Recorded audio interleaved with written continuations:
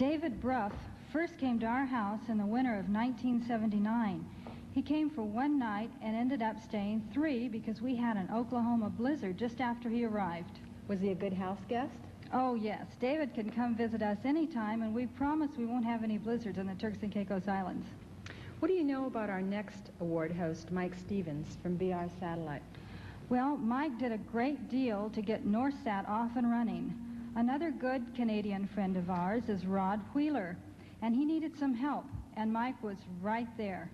Substituting for Ben Rose of BR Satellite is Mike Stevens of BR Satellite. Please welcome Mike. Our 7th recipient this evening is a young man who started his firm's business on a card table in his home. Unknown to his wife, who became one of the industry's first TVR widows, he spent more than $1,400 for his first LNA late in 1979, so he could begin experiments with a TVRO receiver design he'd been carrying around in his head. His business has grown considerably from that card table, and today he is one of the leading innovators in low-cost TVRO receiver design and production. His contribution to the industry has been price and performance. His firm, the first to break the $1,000 price barrier for TVRO receivers and the first to break every significant price barrier below that number right down the line to our present low-cost home receivers. May we see how this man entered the industry, first at SPTS in Miami in February of 1980, and then later that year at San Jose. Could you roll tape, please? I don't think we're taking sales away from Andy or ICM or anybody else. I think these are new sales that are coming from somewhere, and all of a sudden the suppliers are going to have to come up with more parts to service a new manufacturer. It's not like they had 100 going out, and now with somebody else coming on, well, we can ship 20 less to this guy, and the new guy can get the other 20. It's a new market, and they're just going to have to start cranking out the stuff, and now they're finally going to realize that a small company can come on and all of a sudden start saying, look, I'm talking 1,000 pieces, I mean buying 1,000 pieces, and are you going to talk to me or not? And pretty soon they're going to realize that, and they're going to say, gee, there's some serious market out there, we're going to have to investigate it. These people are used to 8 weeks delivery, 12 weeks delivery. Or much longer than that. Or much longer, right? Yeah. They're happy to get it. And now all of a sudden they're finding somebody who says, no, I'm not going to settle for that, I want 4 weeks delivery.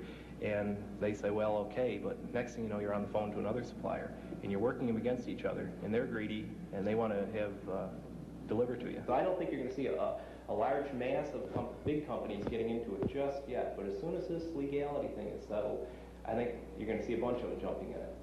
And they can either jump in it by 2 ways, by putting in an R&D effort right now and designing their own and getting something up and going, or they could fall prey on us little guys and say, look, we'll buy you, and that'll give us already an inroad into the market. The people who do know about it, you've got an established product, you're currently producing them, it's something that works, and we'll buy you. Let's say in 6 weeks we're going to make 200 of them, and if you tell me you want 20 of them, I'll get you your 20, unless there's going to be 10 other people who want 20 of them.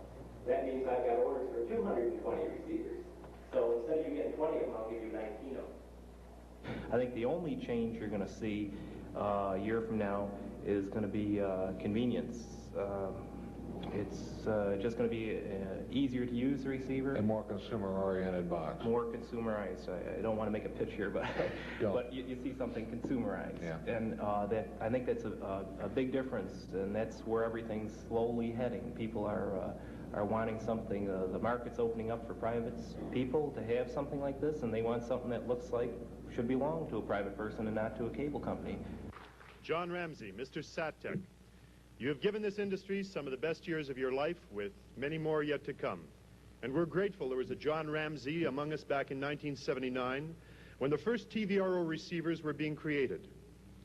You've shown us that North American technology can compete and succeed in the world marketplace.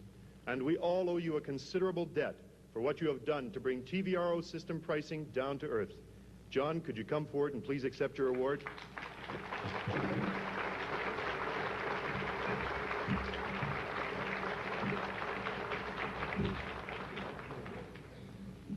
And Carol. Thank you. Well, I'm real pleased to be here and sitting with this illustrious crowd up here who I've seen in watched the industry grow over the years, and it's just been really impressive. I'm really happy to be a part of it. Thank you.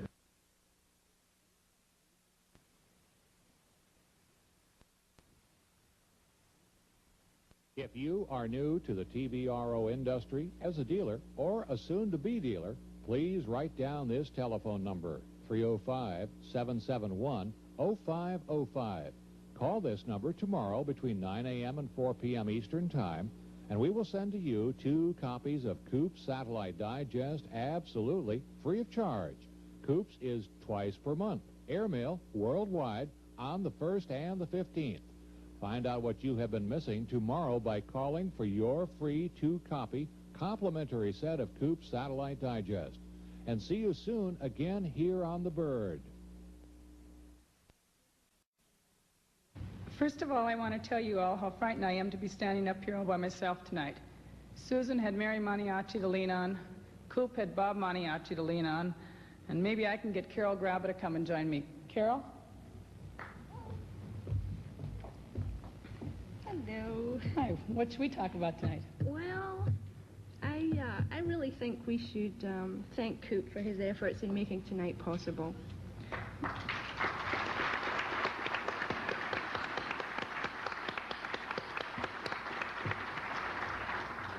Carol, that's not only been tonight, but for his contributions to our industry in the past 5 years. You, Polly, as a manufacturer, you're only too well aware of the trials and tribulations of this industry. Yes, it's been a long struggle, but it has been worth it. I'm here to introduce Doug Dennert. I talked with Gus Worth years ago, and we have only 2 children, and that's enough. I admire Mary's courage, but not her wash. Doug Dennert is my husband, even if he plays a bad game of cribbage, for which I am very grateful. He's a good husband and a fine contributor to our young industry. We have paid our dues, and I am very proud of our industry and the man I now give you, Mr. Doug Dennert. I come before you to stand behind you and talk to you about something I know nothing about. Seriously. I'm going to read the script here. The 8th award goes to the one man who deserves credit for making everything that we have today possible. His name will hardly be a surprise to anyone here. It was in 1945 that this man sat down and penned for publication a thesis that he'd been working on in his mind for several years. His thesis or theory created the foundation for not only our TVRO industry, but all of the satellite communications revolutions that we're all a part of today. Not content to simply plant a seed, this man has made it his life's work to continue to explore new ways which mankind can utilize to push communication technology to its ever-growing state-of-the-art. He is with us this evening on videotape from a visit to his home country in Sri Lanka by a group of people last fall. Please, let's roll the tape. Ascent to Orbit, with a subtitle, A Mathematical Autobiography. And it's probably the nearest thing I'll ever get to an autobiography.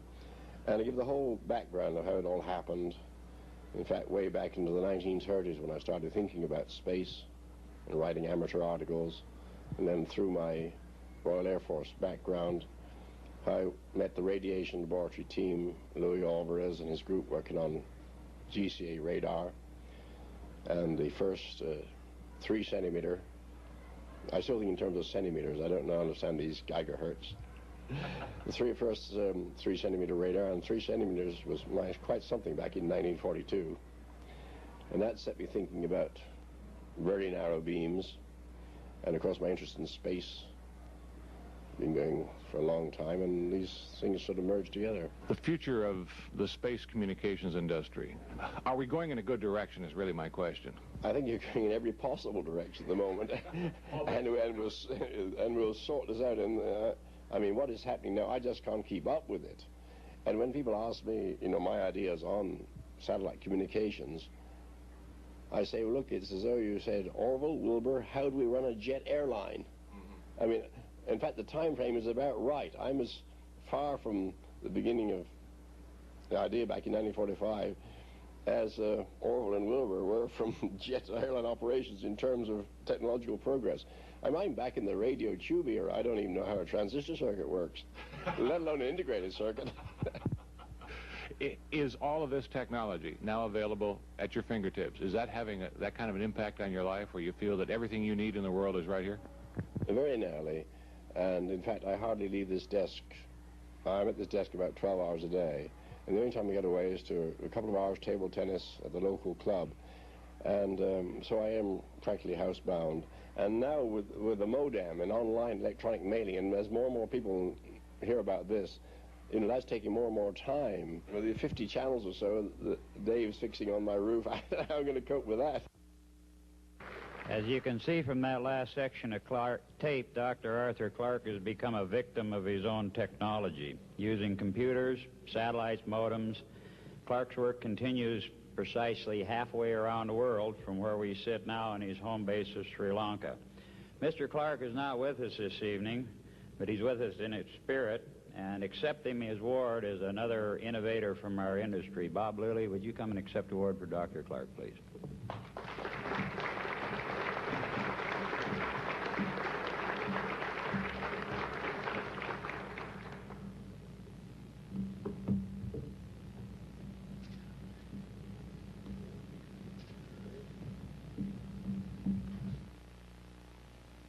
The honor of this award, and that's it.